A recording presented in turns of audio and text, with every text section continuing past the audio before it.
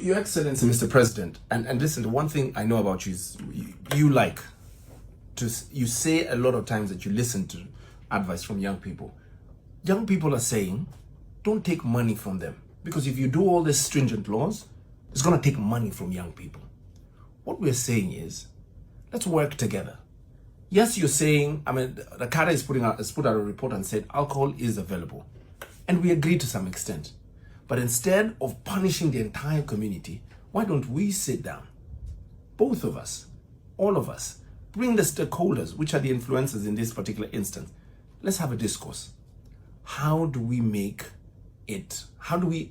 young people more aware about responsible drinking?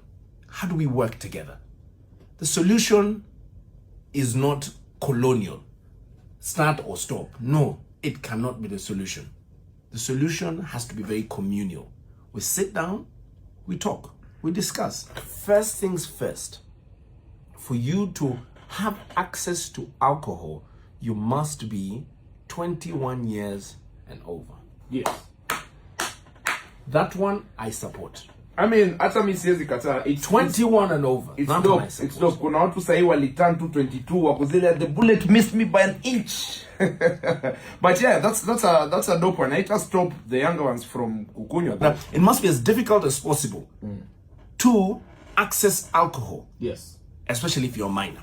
But there's things about this whole NACADA thing that I think we need to discuss about. Okay. This is where my bone of contention is. So areas where booze cannot, or rather could not, or rather could be banned, is in supermarkets.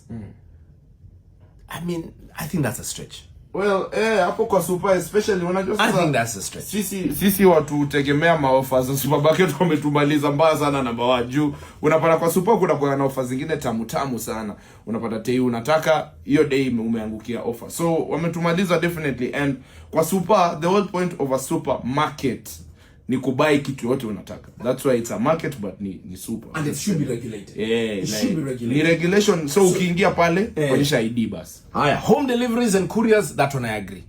In terms of, you can only buy such alcohol, and this is me giving suggestions, by the way, as I'm moving. You can, so not ban home deliveries per se, but you should be able to buy alcohol if you are, what do you call it? If your app is 18 and over.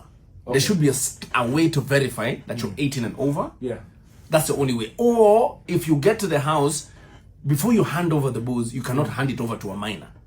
Lakini sasa kwani rider atarudisha aseme huyu hajafika 18 arudisha ama